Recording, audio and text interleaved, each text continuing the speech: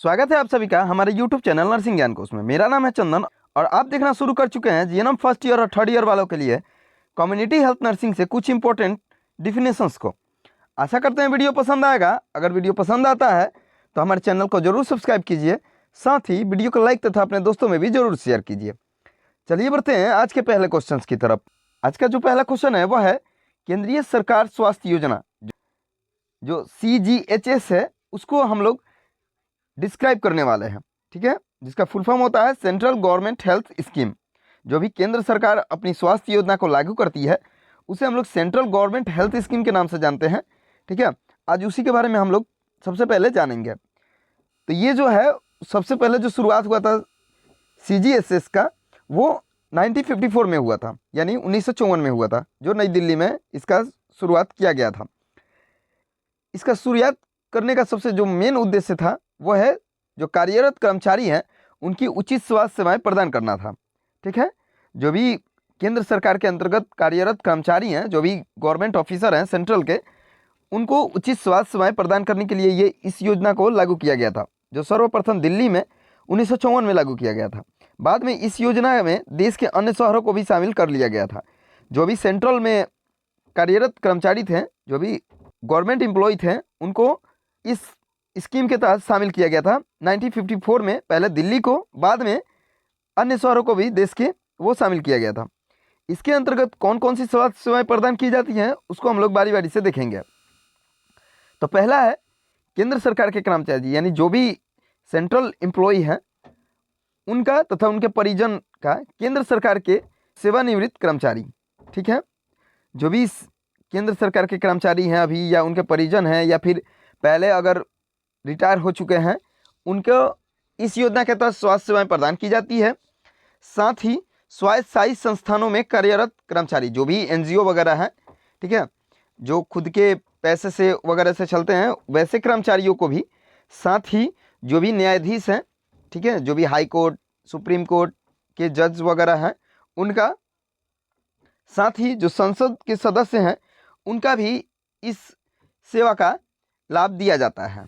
साथ ही केंद्रीय सरकार स्वास्थ्य योजना के अंतर्गत आउटडोर सेवाएं यानी OPD, इंडोर सेवाएं जो IPD होता है, विशेषज्ञ यानी स्पेशलिस्ट सर्विस, मातृ एवं शिशु स्वास्थ्य सेवाएं, जो भी maternal and child health services हैं, साथ ही इम्यूनाइजेशन जो भी सर्विसेज हैं, साथ ही परिवार नियोजन सेवाएं भी इसके अंतर्गत प्रदान की जाती है, ठीक है।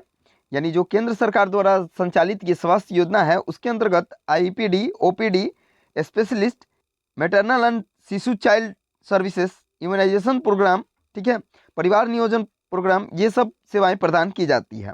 इसके तहत केंद्र सरकार के कर्मचारी हैं उनको इस योजना का लाभ दिया जाता है ताकि उनका बेहतर स्वास्थ्य मिल सके, ठीक है, जिसको नई दिल्ली में लागू किया गया था 1954 में सर्वप्रथम, और बाद में अन्य राज्यों को भी या अन्य शहरों को भी इसमें शामिल किया गया था।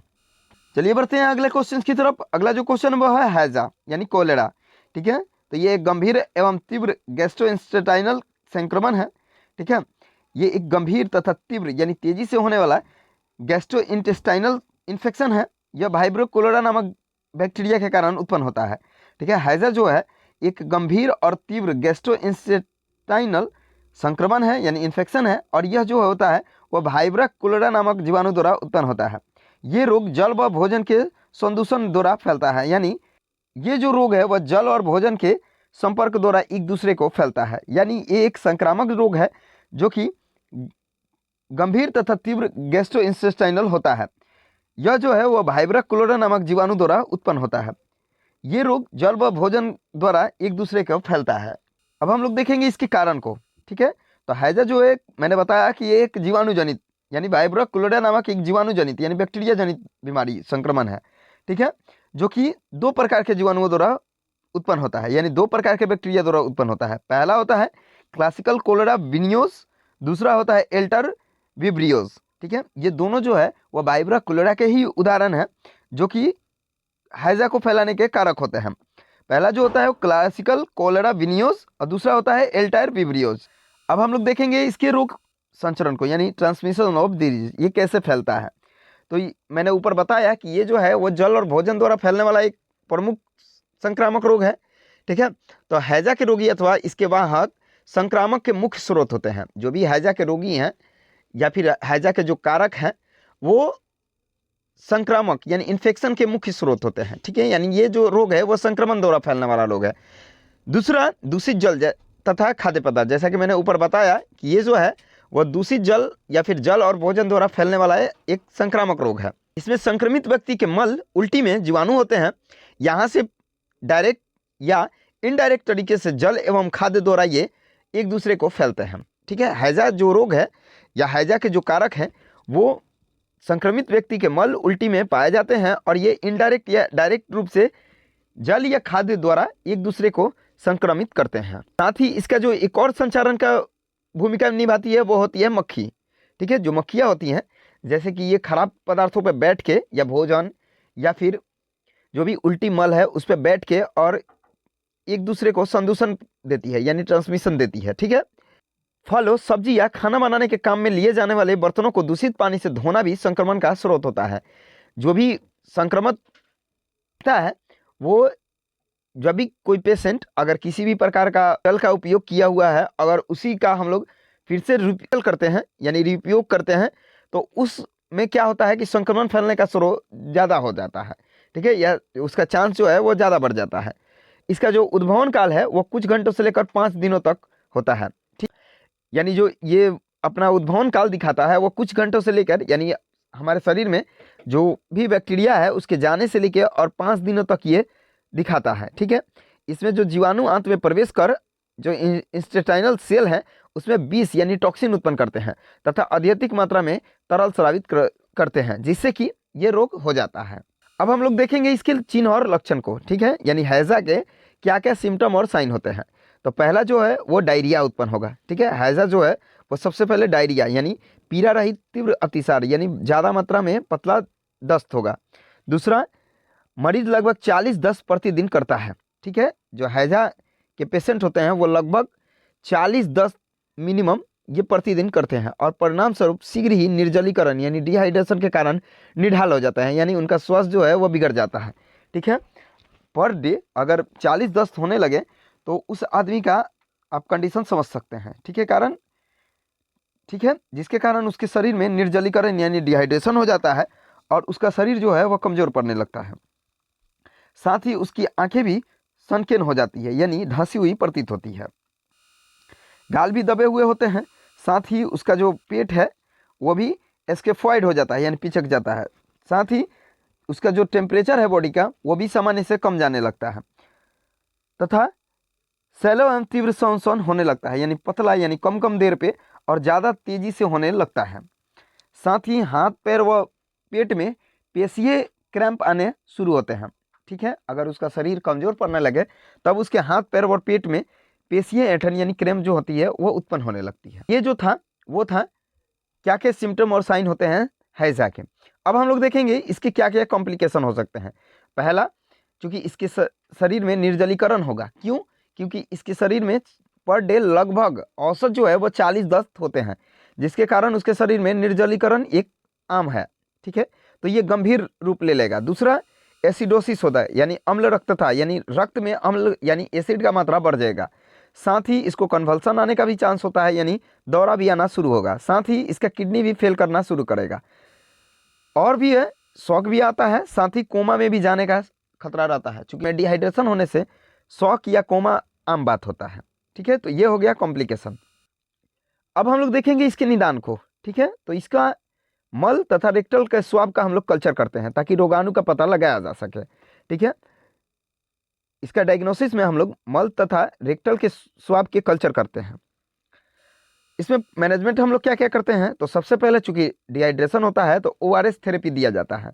ठीक है, ताकि उसके शरीर में खनिज लवणों की कमी ना हो। ठीक है, यानी डिहाइड्रेशन से बचाने के लिए हम लोग ORS थेरेपी देते हैं यानी ORS का घोल पिलाया जाता है। ठीक है, ताकि उसके शरीर में खनिज लवणों का कमी ना हो।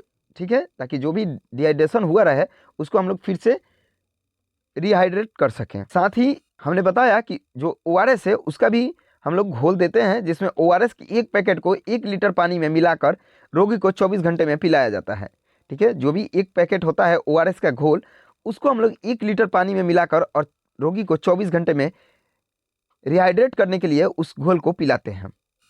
ओआरएस के घोल में कौन कौन सा संरचना होता है ये भी महत्वपूर्ण है, ठीक है, चूंकि क्वेश्चन आता है तो इसलिए हमने उसको भी यहाँ पे क्लियरिफाई किया है। तो इसमें जो होता है वो सोडियम जो क्लोराइड है, यानी जो साधारण नमक जिसको हम लोग बोलते हैं, वो 3.5 ग्राम रहता है, यानी जो साधारण नमक है वो 3.5 ग्राम होता है। साथ ही सोडियम बाइकार्बोनेट जिसे हम लोग मीठा सोडा बोलते हैं वो 2.5 ग्राम होता है। साथ ही पोटेशियम क्लोराइड भी 1.5 ग्राम होता है। ग्लूकोज जो होता है वो 20 ग्राम। उबला पानी 1 लीटर, ठीक है। तो ये होता है जो ओआरएस के घोल का संरचना होता है, ठीक है, जिसमें नॉर्मल जो नमक होता है जिसे हम लोग सोडियम क्लोराइड बोलते हैं NaCl वो 3.5 ग्राम, सोडियम बाइकार्बोनेट जिसे हम लोग मीठा सोडा बोलते हैं वो 2.5 ग्राम, पोटेशियम क्लोराइड 1.5 ग्राम, ग्लूकोज जो होता है वो 20 ग्राम और उबला हुआ पानी जो होता है वो 1 लीटर हम लोग लेते हैं। और इस पानी को हम लोग या इस जो ओआरएस का थेरेपी है उसको हम लोग एक जो ओआरएस का घोल है उसको हम लोग 24 घंटे में उस पेशेंट को देते हैं ताकि जो डिहाइड्रेशन हुआ रहे उसको हम लोग रिहाइड्रेट कर सकें। कुछ चीज़ें हैं जो ओआरएस थेरेपी से संबंधित होती हैं जिसको हम लोग जानना बहुत ज़्यादा जरूरी है, जिसमें ओआरएस के एक पैकेट को एक ही बार में 1 लीटर पानी में घोल लेना चाहिए, ठीक है। जो ओआरएस का एक पैकेट होता है उसको 1 लीटर पानी में एक ही बार में घोल लेना चाहिए, यानी जब हम लोग आधा अभी या आधा बाद में देने का ऐसा ट्राई करते हैं ऐसा कभी नहीं करना चाहिए, ठीक है। तथा इसे 24 घंटे के अंदर इस्तेमाल कर लेना चाहिए।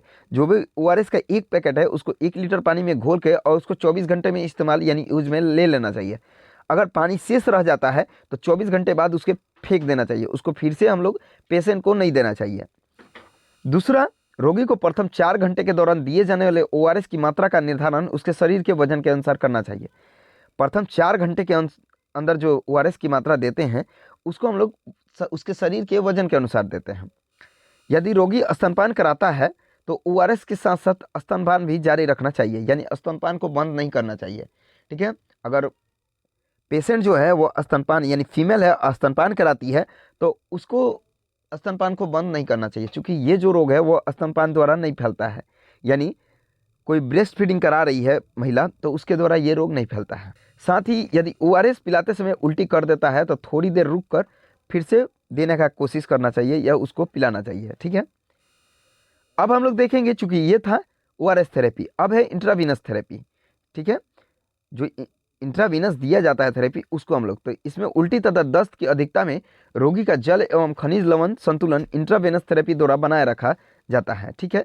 यानी इसमें आईवी फ्लूइड इंट्रावेनस थेरेपी द्वारा दिया जाता है या इंट्रावेनस द्वारा दिया जाता है ताकि रोगी यानी जो भी हैजा से ग्रसित है उसके शरीर में जल तथा खनिज का संतुलन जो है वो बना रहे। इसमें एंटीबायोटिक थेरेपी भी दिया जाता है, ठीक है। कुछ एंटीबायोटिक भी हम लोग देते हैं जिसमें टेट्रासाइक्लिन तथा कोट्रामोक्साजोल, साथ ही एम्पिसिलिन और एजिथ्रोमाइसिन जैसी एंटीबायोटिक इसमें दिया जाता है ताकि सूक्ष्मजीवों की पहचान हो सके और उसको नष्ट किया जा सके। अब हम लोग इसमें रोकथाम क्या क्या करते हैं, तो पहला है जो शुरुआती अवस्था में निदान होता है उसको हम लोग देखते हैं, यानी रोगी के शुरुआती अवस्था में ही इस रोग का पता लगा के और का जांच स्टार्ट कर देते हैं ताकि उसको भी आराम मिले, साथ ही उसके अन्य सदस्यों में उसके परिवार के अन्य सदस्यों को भी इसके संचरण में रोका जा सके। दूसरा, उचित उपचार हैजा के रोगियों का निदान कर उसका तुरंत उपचार प्रारंभ करना चाहिए, ठीक है। यानी उचित उपचार कर या निदान कर और उसका तुरंत उपचार प्रारंभ कर देना चाहिए। उचित उपचार या फिर उपचार के अभाव में रोगी की मृत्यु भी हो सकती है, क्योंकि उसमें बहुत ज़्यादा डिहाइड्रेशन हो गया रहता है, बहुत ज़्यादा उल्टी वगैरह होता रहता है, दस्त वगैरह होता है, जिसके कारण उसका शरीर जो होता है वो कमज़ोर पड़ने लगता है और उसका इम्यून सिस्टम भी बिगड़ जाता है, साथ ही उसको और भी बहुत तरह के कॉम्प्लिकेशन स्टार्ट हो जाते हैं। ऐसे रोगी को हम लोग तुरंत पहचान कर और उसका निदान करना चाहिए और उसका उपचार भी जल्दी स्टार्ट कर चाहिए कि एक तो उसके भी शरीर ठीक हो और उससे जो संलग्नित और भी व्यक्ति होते हैं उसको भी ये बीमारी न फैले या फिर उसको रोका जा सके। साथ ही जो संक्रामित करने वाले जो चीज़ें होते हैं जैसे उस रोगी के शराबी पदार्थ जैसे मल, उल्टी या फिर जो उसके द्वारा उपयोग में लाया गया है वस्तु, तो ऐसे चीज़ों को हम लोग विसंक्रमित करते हैं ताकि संचार को रोका जा सके, यानी इन्फेक्शन को रोका जा सके। अतः इनका उचित विसंक्रमण पदार्थों जैसे फिनॉल, ब्लीचिंग पाउडर आदि के द्वारा विसंक्रमित करना चाहिए, ठीक है। यानी इसको अच्छी तरह से स्टेरलाइज कर लेना चाहिए। साथ ही रोगी के द्वारा उपयोग किए जाने वाले बर्तन, कपड़े व बिस्तर आदि का उचित विसंक्रमण करना भी बहुत ज़्यादा जरूरी होता है ताकि अगले व्यक्ति यानी जो भी उससे संलग्नित व्यक्ति है या उसके अटैच में जो भी व्यक्ति हैं या परिवार के जो भी अन्य सदस्य हैं उसको ये रोग ना पकड़े। साथ ही खाद्य पदार्थों एवं जल की शुद्धता को भी बनाए रखना चाहिए, ठीक है, क्योंकि ये जो है वो खाद्य पदार्थों और जल द्वारा फैलने वाला एक रोग होता है। तो इसलिए हम लोग को जल का शुद्धिकरण या फिर जो खाद्य पदार्थ हैं उसका भी शुद्ध रखना बहुत ज़्यादा जरूरी होता है। जल को शुद्धिकरण हेतु जो क्लोरीन की गोलियां हैं या ब्लीचिंग पाउडर है या सोडियम हाइपोक्लोराइड है, इसका उपयोग हम लोग करते हैं, ठीक है। जैसे कि आप लोग जानते हैं कि जल का शुद्धिकरण करने के लिए हम लोग क्लोरीन या ब्लीचिंग पाउडर का उपयोग करते हैं। तो ऐसे चीज़ों का हम लोग उपयोग करके और हैजा से बच सकते हैं। साथ ही सैनिटरी लैट्रिन का उपयोग हम लोग करना चाहिए ताकि जो मक्खियों द्वारा फैलने वाला ये रोग होता है या मक्खियाँ फैलाती हैं इस रोग को, उससे बचा जा सके। साथ ही मक्खियों का भी नियंत्रण बहुत ज़्यादा जरूरी है, क्योंकि मक्खी जो है वो इस रोग को या भी संक्रमित रोगों को फैलाने में एक अहम भूमिका निभाती है। तो इससे बचने के लिए हम लोग मक्खियों का भी नियंत्रण करना बहुत ज़्यादा जरूरी होता है। साथ ही खाद्य पदार्थों को भी हम लोग ढकने का सलाह देते हैं। साथ ही टीकाकरण, ठीक है, जो टीकाकरण है हैजा से संबंधित, उसको भी हम लोग उपयोग में लाके और इसको रोक सकते हैं, ठीक है। वैक्सीन लगभग 50 से 60% सुरक्षा प्रदान करते हैं, ठीक है। टीकाकरण द्वारा हम लोग, जैसा कि हमने ऊपर बताया कि टीकाकरण भी इसका एक बहुत ज़्यादा साधन है इसको रोकने का। साथ ही स्वास्थ्य शिक्षा यानी उचित जानकारी समुदाय या फिर व्यक्ति को देके और इस बीमारी से हम लोग उसको रोक सकते हैं। साथ ही खाना बनाने तथा भंडारण हेतु पूर्ण स्वच्छता भी बनाए रखना जरूरी होता है। शौचालय का इस्तेमाल करना, जैसे कि हमने ऊपर बताया कि सैनिटरी लैट्रिन का उपयोग करना चाहिए, ठीक है। तो इस तरह के उपयोग करने से हम लोग और हैजा के जो भी बीमारी को फैलाने वाला कारक है उससे बच सकते हैं। यदि घर में कोई हैजा रोगी है तो उसके मल एवं उल्टी को पहले उपयुक्त विसंक्रमण पदार्थ से विसंक्रमित करना चाहिए, ठीक है। और उसके भी जो भी वस्तु उपयोग में लिया जाता है उसको भी विसंक्रमित करना बहुत ज़्यादा जरूरी होता है। साथ ही पीने के पानी को भी शुद्ध करना बहुत ज़्यादा जरूरी होता है, जैसे कि हमने ऊपर बताया। और जो भी कूड़ा करकट है उसका भी निस्तारण स्वच्छ तकनीक के साथ करना चाहिए। और बाजार में खुली रखी हुई खाने की वस्तुओं को भी नहीं खाना चाहिए, ठीक है।